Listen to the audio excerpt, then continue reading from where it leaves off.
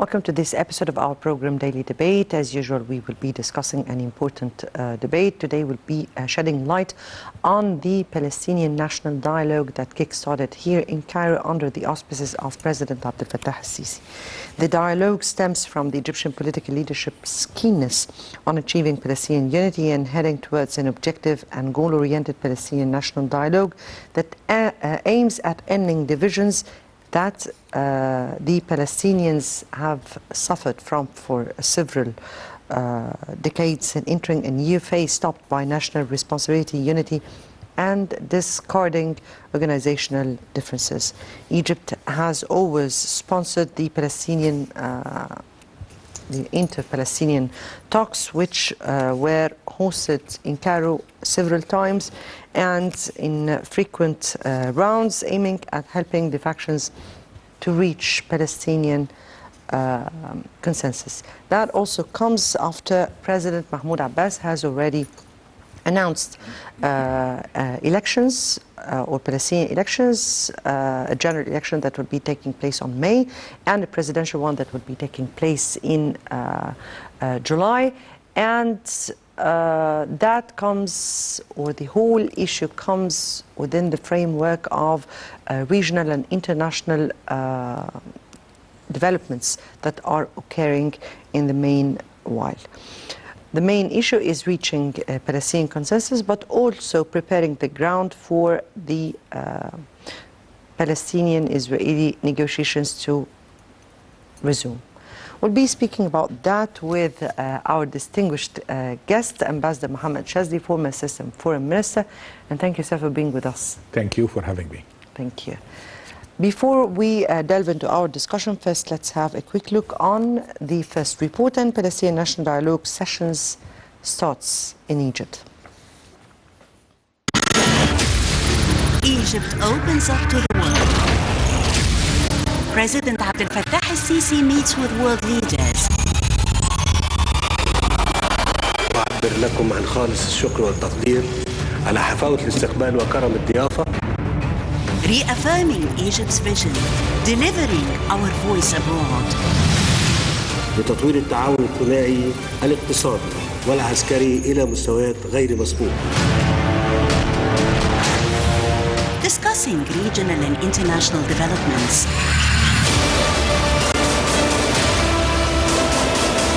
Solid and strong relations on the path of partnership and development.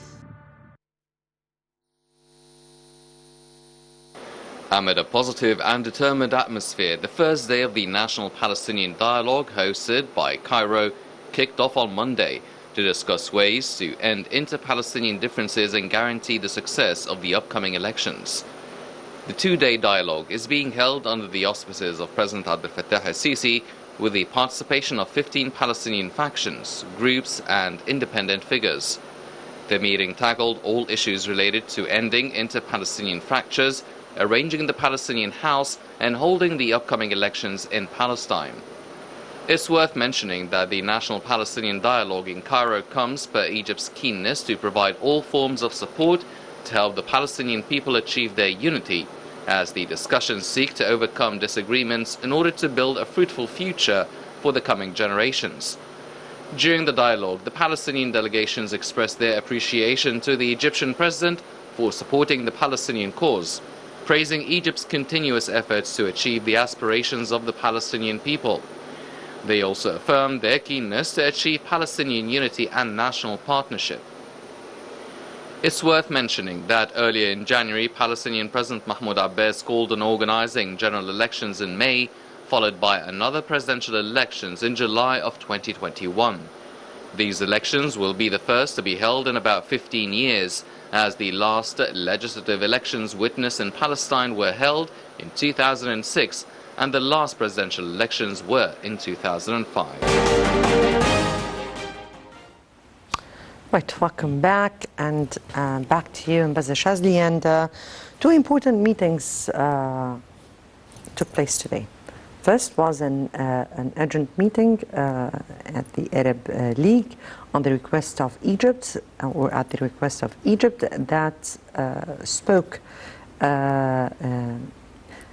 about the main Arab files, but atop of them was the Palestinian issue and the developments as the core issue of the Middle East. The second one was this important meeting that took place or is taking place for the upcoming 2 days among the Palestinian factions. 15 Palestinian factions are being or are meeting here in Egypt. Please illustrate. First of all, we have the meeting of the Arab foreign ministers. It was upon the request of Egypt and Jordan. I think it is high time that we orchestrate our action at a time where we are meeting tremendous challenges. I mean, we are speaking about the Israeli occupation and the Palestinian problem. This is one. We have to realize now that there are several other very serious problems. We have Turkish incursions on Arab soil. We have Iranian incursions on Arab soil. We have Ethiopian incursions on Arab waters. All of these are very dangerous and critical matters that we have to face with a common outlook. And then you have the Palestinian problem, which we believe is one of the core problems facing the Arabs. The situation in Palestine has deteriorated tremendously. Now you have the United States recognizing Jerusalem as the capital of Israel, recognizing Israeli sovereignty over the Golan. The demographic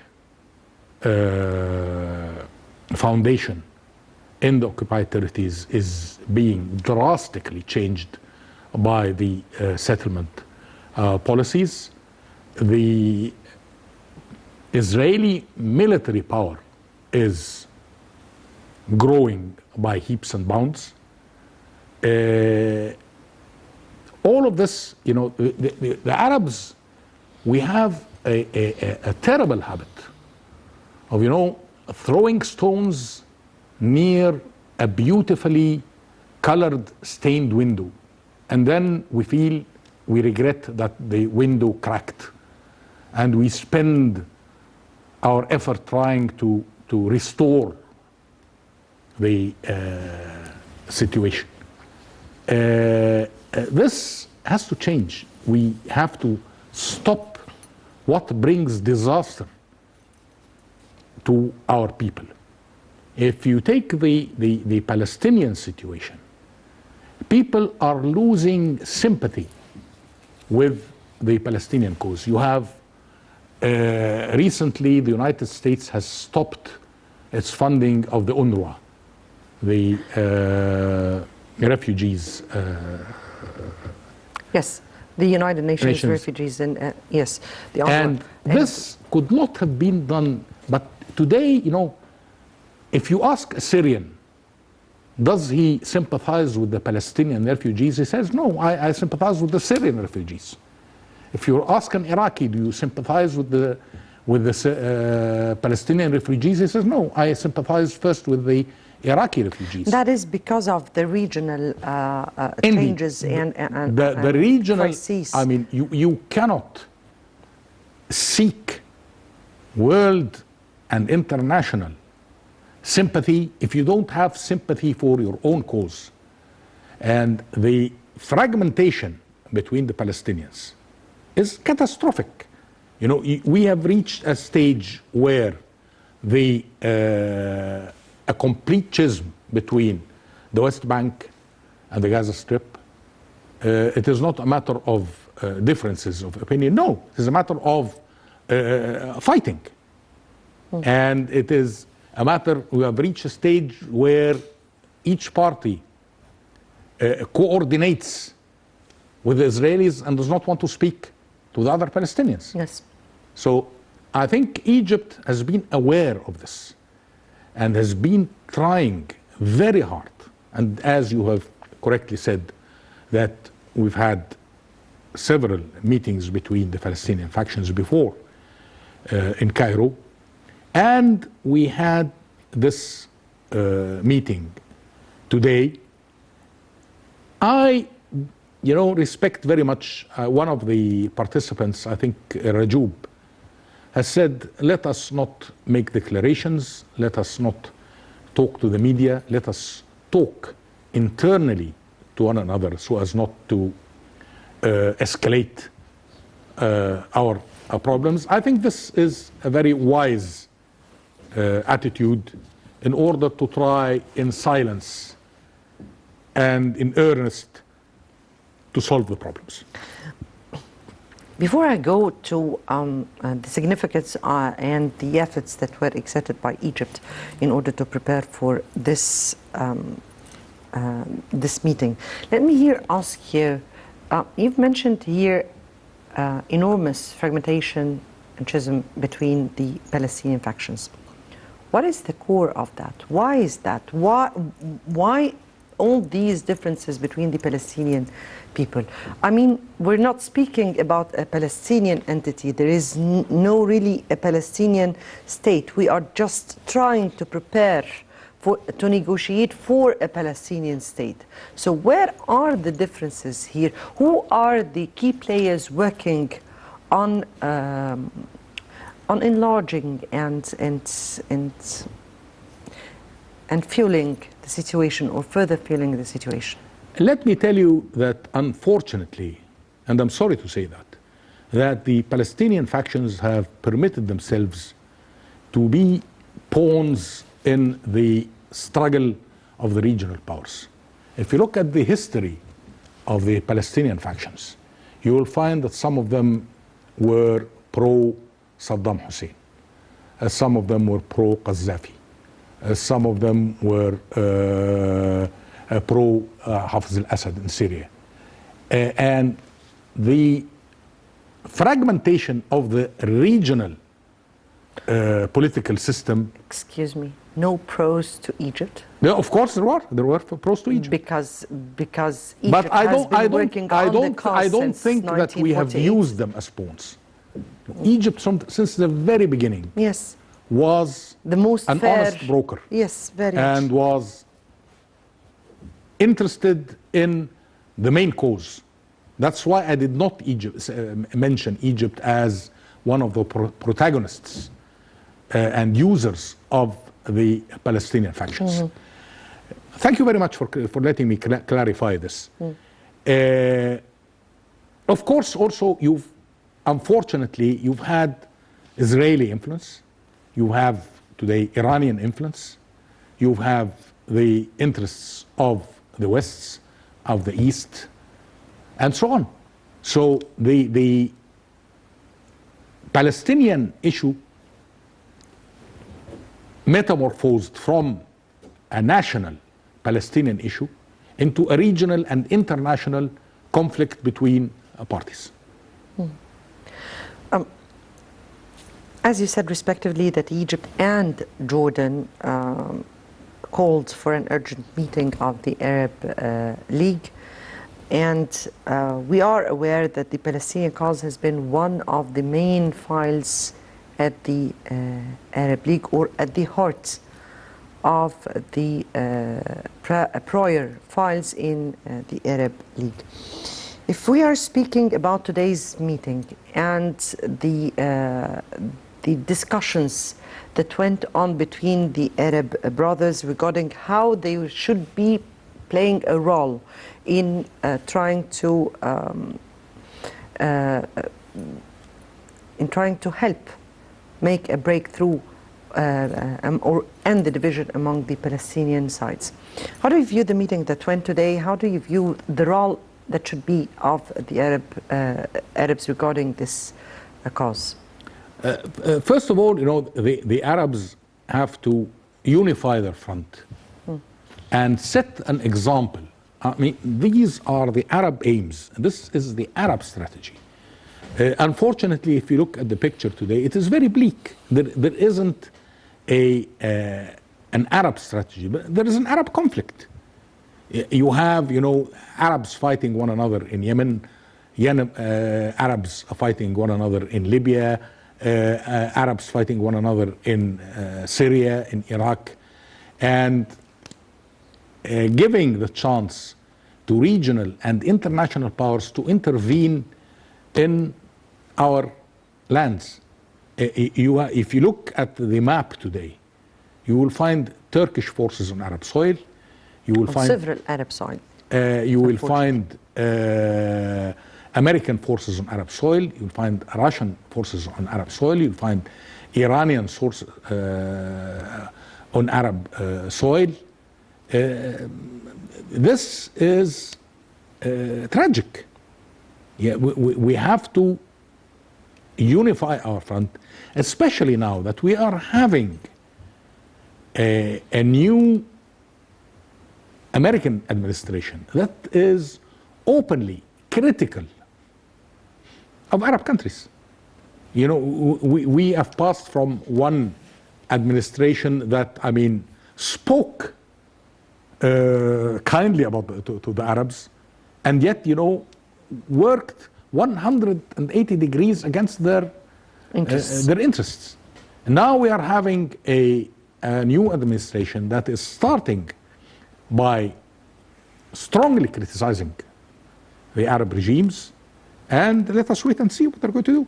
Are there actions going to be? Before we go into this issue and a new American administration, let's just focus on the meeting today, because this meeting, the Palestinian cause has always been the cause of all the problems and the start of all the crises that went on in the region.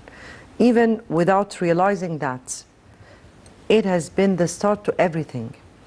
When we speak about Palestinian political factions participating in a Palestinian national dialogue here in Egypt, we are much aware that Egypt has been the country that has always struggled for the Palestinians, starting from the 1948 until the last 6th of October. We were struggling for our lands, yes, but also for the Palestinians and the whole Arab countries who were occupied.